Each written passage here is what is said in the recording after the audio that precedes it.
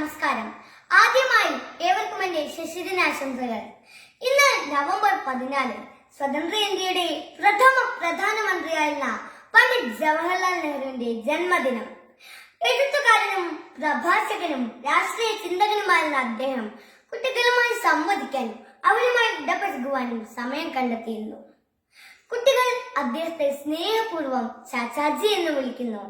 ഇന്നത്തെ കുട്ടികളാണ് നാളത്തെ ഇന്ത്യ എന്ന് വിശ്വസിച്ചിരുന്ന അദ്ദേഹത്തോടുള്ള ആദര സൂചകമായി നവംബർ 14 ശിശുദിനമായി ആഘോഷിക്കുന്നു. സന്തോഷത്തോടെ ജീവിക്കാനുള്ള കുട്ടികളുടെ അവകാശങ്ങളെ ഓർമ്മപ്പെടുത്തിക്കൊണ്ടാണ് ഓരോ ശിശുദിനവും കടന്നു പോകുന്നത്. ഒരു വർഷത്തേക്കാണ് നിങ്ങൾ കരുതുന്നതെങ്കിൽ കൃഷി ചെയ്യുക. 10 വർഷത്തേക്കാണ് നിങ്ങൾ കരുതുന്നതെങ്കിൽ മരങ്ങൾ നട്ടുപിടിപ്പിക്കുക.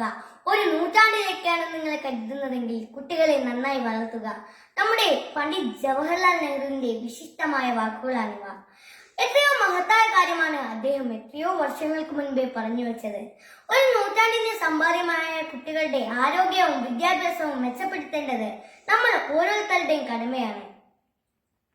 കുട്ടികളെ ഏറെ സ്നേഹിച്ചിരുന്ന അദ്ദേഹം 1889 നവംബർ 14 ഉത്തർപ്രദേശിലെ അലഹബാദിൽ ആനന്ദ ഭവനിൽ മോത്തിലാൽ നെഹ്റുവിന്റെയും സ്വരൂപ റാണിയുടെയും മകനായി ജനിച്ചു. ഒരച്ഛൻ മകൾക്ക് അയച്ച കത്തുകൾ എന്ന പുസ്തകം കുട്ടികൾക്കുള്ള അദ്ദേഹത്തിന്റെ ഉപദേശത്തിന്റെ സമാഹാരമാണ്.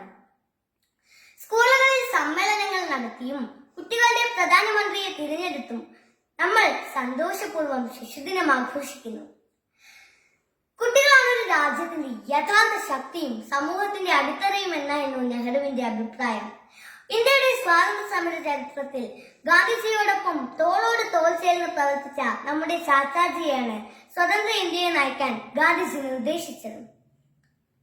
നെഹ്റുവിനെ രാഷ്ട്രശില്പിയായും വിശ്വ പൗരനായും നാം വിശേഷിപ്പിക്കുന്നു. മഹാത്മാഗാന്ധി കഴിഞ്ഞാൽ രാജ്യത്ത് ഏറ്റവും കൂടുതൽ ജനപിന്തുണയുള്ള നേതാവായിരുന്നു ജവഹർലാൽ നെഹ്റു. ഇന്ത്യയെ കണ്ടെത്തൽ, ലോക ചരിത്രാവലോകനം എന്നിവ ഇദ്ദേഹത്തിന്റെ പ്രശസ്ത ഗ്രന്ഥങ്ങളാണ്. 1955 നെഹ്റുവിന് ഭാരതരത്നം ലഭിച്ചു. കുട്ടികളുടെ വിദ്യാഭ്യാസത്തിനെ കുറിച്ച് വളരെ ശക്തമായി വാദിച്ചിരുന്ന അദ്ദേഹം പ്രൈമറി തലം വരെ സൗജന്യ നിർബന്ധിത വിദ്യാഭ്യാസം നടപ്പിലാക്കി. പനിനീർ പൂക്കളെ പോലെ സൗരഭ്യവും മാധവവും കുട്ടികൾക്കുണ്ടെന്ന് അദ്ദേഹം വിശ്വസിച്ചു.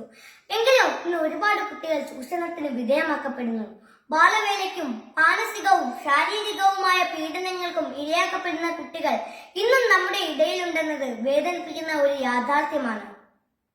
വിദ്യാഭ്യാസം നിഷേധിക്കപ്പെട്ട, ചൂഷണങ്ങൾക്ക് ഇരയാക്കപ്പെട്ട കൂട്ടുകാരെ കണ്ടെത്താനും അവരെ സമൂഹത്തിന്റെ മുഖ്യധാരയിലേക്ക് കൊണ്ടുവരാനും അതുവഴി ആധുനിക ഇന്ത്യയെ പടുത്തുയർത്താനും നമുക്ക് കഴിയട്ടെ എന്ന് ആഗ്രഹിച്ചുകൊണ്ട് ഏവർക്കും ഒരിക്കൽ കൂടി ശിശുദിനാശംസകൾ നേർന്നുകൊണ്ട് ഞാൻ എന്റെ വാക്കുകൾ ഇവിടെ നിർത്തുന്നു. ജയ് ഹിന്ദ്.